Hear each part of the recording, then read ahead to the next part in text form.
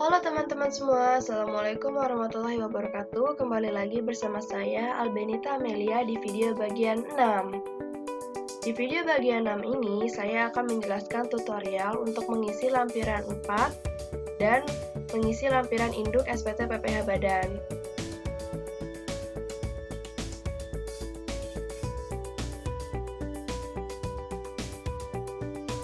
Pertama, kita buka aplikasi SPT PPH Badannya, lalu ke menu SPT PPH. Ke lampiran 4, untuk penghasilan yang dikenakan PPH final dan tidak termasuk objek pajak. Nah, sebelumnya sudah kita lakukan rekonsiliasi fiskal. Terdapat penghasilan yang dikategorikan sebagai penghasilan final, yaitu bunga deposito senilai 120 juta. Kita masukkan datanya.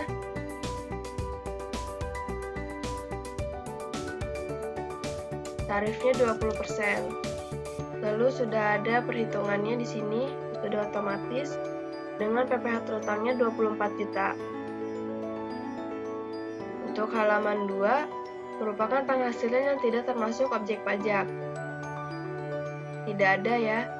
Kita hanya ada bunga deposito yang termasuk PPH final. Klik simpan.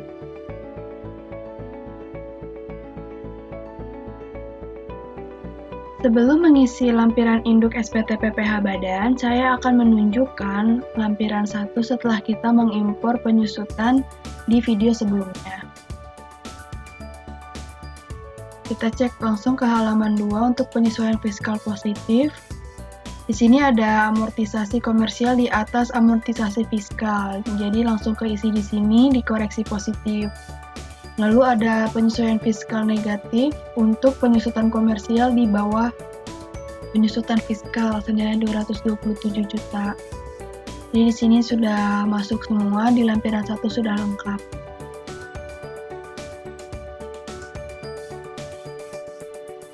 Selanjutnya, sebelum kita mengisi lampiran induknya, kita lihat dulu bahwa di data perusahaan ini terdapat laba rugi fiskal tahun sebelumnya yang masih bisa dikompensasikan. Jadi sebelum itu saya sudah mengisi perhitungan kompensasi kerugian fiskal. Nah, di sini berdasarkan keterangan perusahaan, dia rugi SPT, laba SPT, rugi SKP. Untuk sumber datanya diklik apakah berdasarkan SPT atau berdasarkan SKP. Jadi untuk perhitungan pajak di 2018 terdapat kompensasi kerugian fiskal senilai 2.105 juta ini.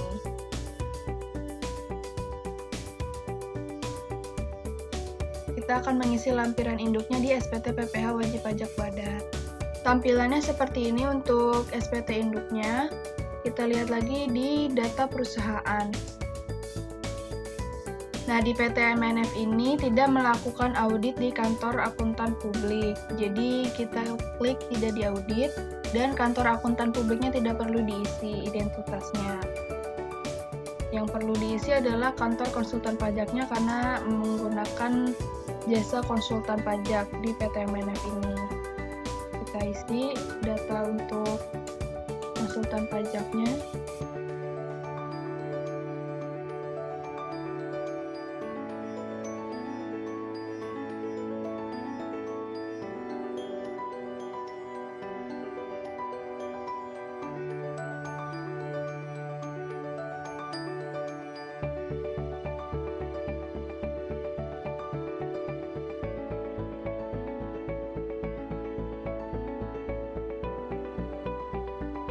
Lanjut ke bagian A sampai dengan C. Nah, di sini udah ada penghasilan neto fiskal yang diambil dari lampiran 1 yang sebelumnya kita cek. Lalu ada kompensasi kerugian yang sudah diisi tadi sebelumnya. Nah, dan perhitungan PKP-nya. Di sini bisa kita lihat untuk PPH terutang ada beberapa pilihan tarif PPH. Ada tarif PPH pasal 17 ayat 1, tarif PPH pasal 17 ayat 2B, dan tarif PPH pasal 31E. Kita lihat dulu untuk laporan keuangan perusahaan. Di laporan keuangan perusahaan, peredaran usaha brutonya kurang dari 50 miliar. Maka dari itu, PT MNF ini dapat fasilitas pengurangan tarif PPh sebesar 50%. Kita bisa isi tarif PPh pasal 31E di sini. Selanjutnya ada pengembalian atau pengurangan kredit pajak luar negeri. Di sini 0 karena tidak ada keterangannya. Lalu tidak ada juga PPh ditanggung pemerintah. Dan setelah dihitung dengan kredit pajaknya, ada PPh yang harus dibayar sendiri alias PPh kurang bayar. Lanjut ke bagian C sampai dengan D. Di kredit pajak, PPh yang dibayar sendiri PPh pasal 25 bulanan. Kita lihat lagi di data perusahaan. Di data pembayaran pajak ini, selama tahun 2018, wajib pajak membayar PPh pasal 25 dengan rincian tabel sebagai berikut. Dari Januari sampai bulan Maret 14 juta, dari bulan April sampai dengan Oktober 18 juta. Lalu masa pajak November dan Desember, WP dikenakan STP dengan pokok pajaknya 36 juta. Kita isi dulu di SPT induknya. Untuk PPh pasal 25 bulanannya ini kita isi dari masa Januari sampai dengan Oktober. Senilai 168 juta. Untuk STP PPh hanya pokok pajak. Kita isi senilai 36 juta.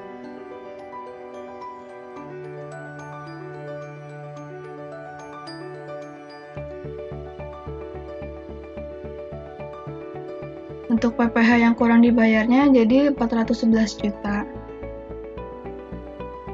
PPh yang kurang dibayar pada angka 11A, setor tanggal ini nanti untuk pengisian SSP. Lanjut ke bagian E sampai dengan G. Untuk penghasilan yang menjadi dasar penghitungan angsuran PPh 25 ini adalah penghasilan neto fiskal yang teratur. Jadi kita lihat lagi di laporan keuangan. Di sini ada penghasilan dari luar usaha berupa laba selisih kurs. Nah, laba selisih kurs ini penghasilannya itu termasuk yang tidak teratur, jadi harus kita keluarkan.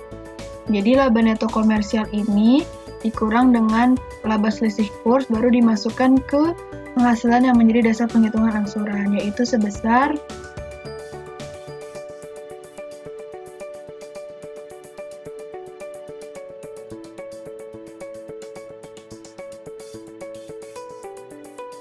Nah, di sini udah otomatis keluar, kompensasi kerugian juga udah habis karena udah kita pakai untuk PPh terutang tahun 2018-nya.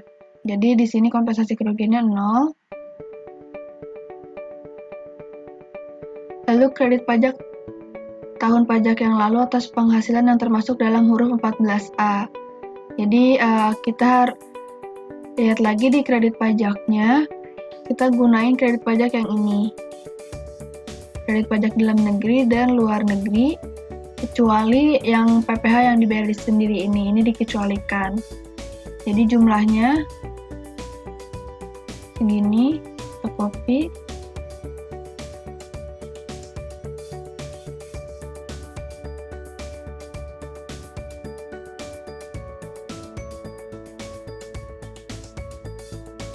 Jadi untuk PPh pasal 25 bulanan untuk tahun 2019-nya sejumlah 68 juta ini. Lalu pernyataan transaksi dalam hubungan istimewa kita isi yang B, kita checklist karena kita tidak mengisi lampiran khusus 3A. Selanjutnya ke bagian H. Ini adalah lampiran-lampiran yang otomatis sudah ke checklist karena kita mengisi lampiran tersebut. Kalau misalkan memang tidak diisi, tidak di checklist. Nah, untuk penandatangan wajib pajak, lalu untuk tanggal lapor SPT kita asumsikan 30 April 2019.